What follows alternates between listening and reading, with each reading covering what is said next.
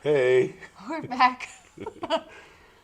So this is day 3 of Quito, Ecuador on our Luna Miel. Luna Miguel honeymoon. And day 3 started off as a doozy. Only because we told you we went up to Teleferico, which was going from 9,000 feet elevation to 14,000. And that last night, hubby could not sleep. So I'm fat, right? And I'm older than she is. And again, we're still practicing Fat and happy. this Fat whole and video happy. thing. I developed a condition which is actually common to mountain climbers. I didn't know it even existed. And it's a form of sleep apnea, which happens because of altitude. And so I didn't sleep at all last night because every time I went to sleep, my body would stop naturally breathing as a function of the altitude around me. So today we spent a portion of our day doing the unthinkable, talking to doctors in Atlanta, figuring out what medicine I could get, finding a pharmacy to prescribe me a medicine. Of course, it's all in Spanish. Understanding the side effects and the risk. And so the point of this little video, at least this first portion, is to talk about or just mention that hey, when you travel abroad, have your medical stuff lined up, have somebody you can talk to specifically about medical needs and medications, and that you understand kind of how the process works in a given country. Here it was actually easier than we thought. It was so much easier. And just to piggyback from that, altitude sickness is no joke. And it can disrupt your sleeping. I mean, and that's what we found. That was kind of a surprise to us. We were only thinking about how it would affect us at the time. But he could not sleep last night. We ended up, like you said, contacting a local pharmacy here due to some conversations he had with a doctor he knows in Atlanta. And literally, we went walked right in the door. No, we walked to the pharmacy. So what I've seen around the world, particularly in Latin America, is that pharmacies are not like Walgreens and CVS, in that you don't.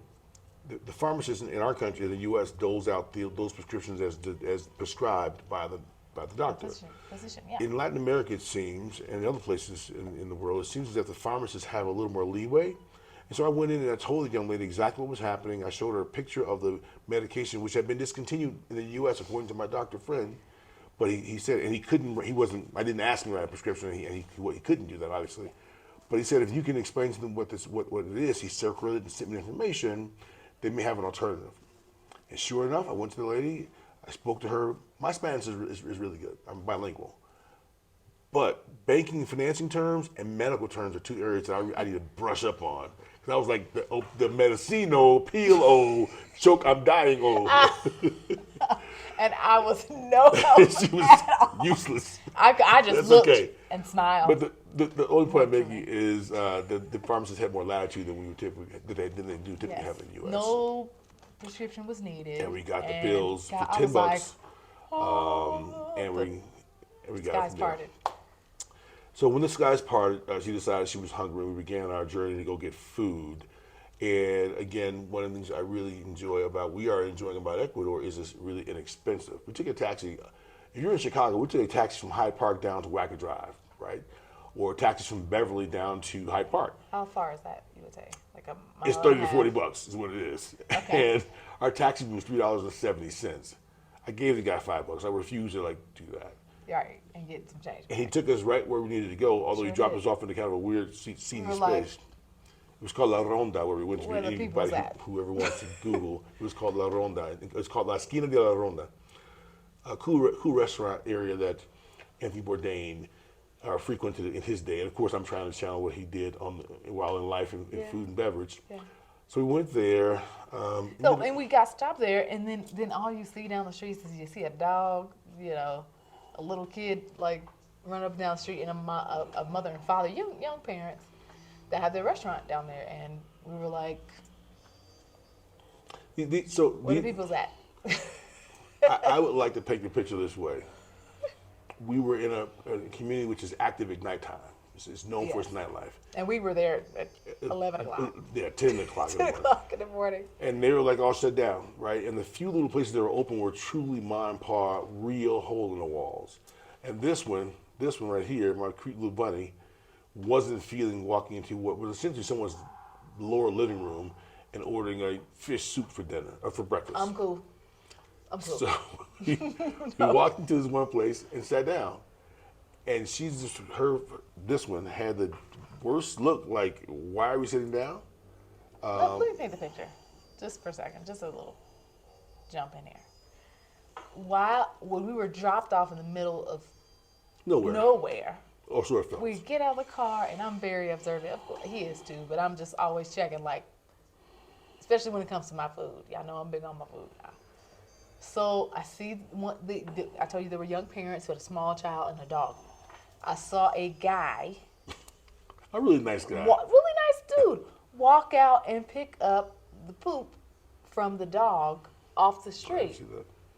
This was the guy, honey. He picks it up. I mean, in a bag. I mean, it's, not civilians. They get it.